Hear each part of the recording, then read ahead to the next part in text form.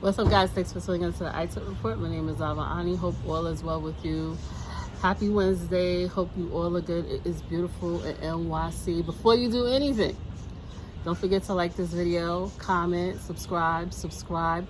When you subscribe, please click the all button so you can get all notifications of when I upload.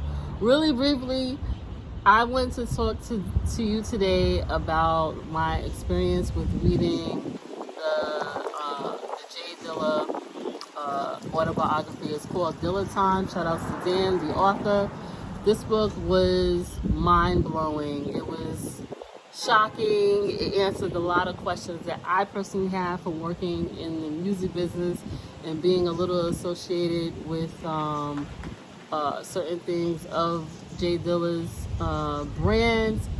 And it just talked about him being a human being and just having his issues about things and concerns, his independence. One thing I could say about Dilla, and I could understand it now, he did not want to be controlled like so many artists because his father had wrote music and he didn't get the credit. This was years ago, and Dilla was pretty much saying, that is not going to be me. He was about his money and he wanted to do his own thing, but you know, like all artists, miscommunications can be there when you're trying to display that or talk about that to your mentor, which was Q-Tip, and the list goes on. So nevertheless, he had his moments, his issues in dealing with people, and dealing with Slum Village, Baten, rest in peace to Baten,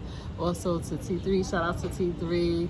Like, they talked about the dynamics of their relationship. Dan talked about the dynamics of Dilla working on Commons project and how they met and stuff.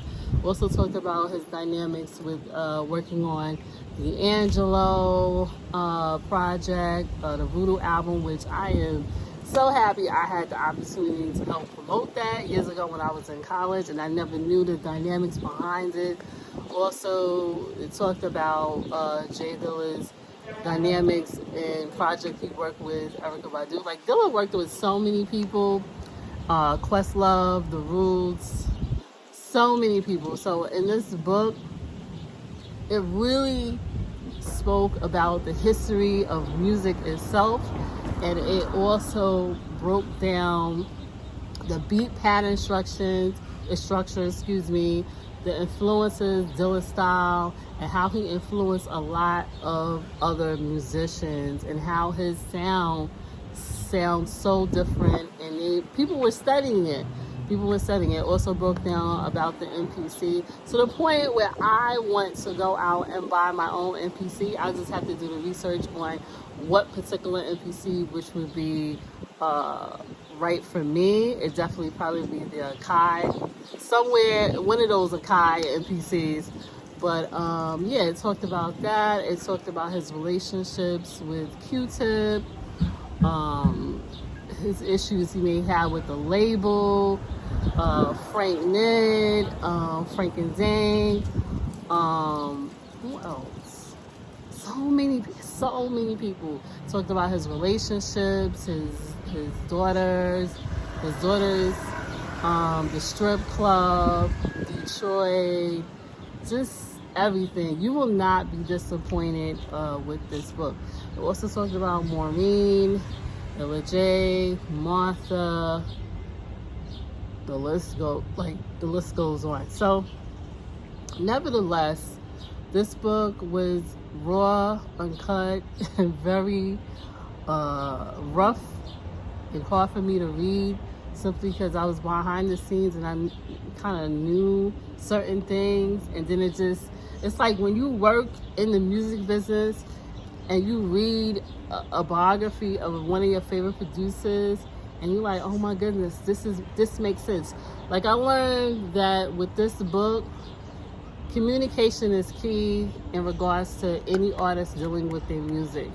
And I think at that time, Dilla had a lot of communication issue, and it's just like misunderstandings. But one thing I could say, Dilla was accountable for his actions, And in regards to him finding out about his health and his health failing, he made amends with a lot of different people, which you could appreciate, because a lot of people don't do that.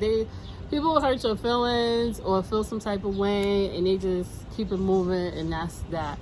But one thing I could say, Dilla, towards the end of his life, from what I read from the book, he was accountable, and he just wanted to make things right with people, because he probably knew he was going to transition. So nevertheless, he has impacted so many people's lives, and this displays that in so many chapters. I would tell you, chapter 13, chapter 12, 13, and 14 was shocking to me. I was like, oh. It talks about a lot of things. It's so many details that I don't want to tell you everything in the book. I just want you to go out and support it. Purchase it. You won't be disappointed. Read it. And let me know your thoughts. And let me know if you read it. But this was a really, really, really mind-blowing book. I'm definitely going to go out and get my NPC. Shout outs to Jay Dilla's legacy. Shout outs to people that contribute. Shout outs to Dan, who did extensive research. Also in the book, it talks about all his discography. Pretty much all the music he's ever made is listed in the book, cross references and all of that. Get the book, read it, let me know your thoughts. This is a really good book. I wasn't disappointed. And I just want to let you guys know you shouldn't be disappointed too. Anyway, guys, take care, be safe, and remember, communication is key. Handle your business if you are an artist, and handle your health as well. Take care of your health, because if you're not taking care of your health, there's no way you could be able to take care of your business, you know. And I would tell artists, when you read this book, you're going to learn a lot. Make sure you have a will.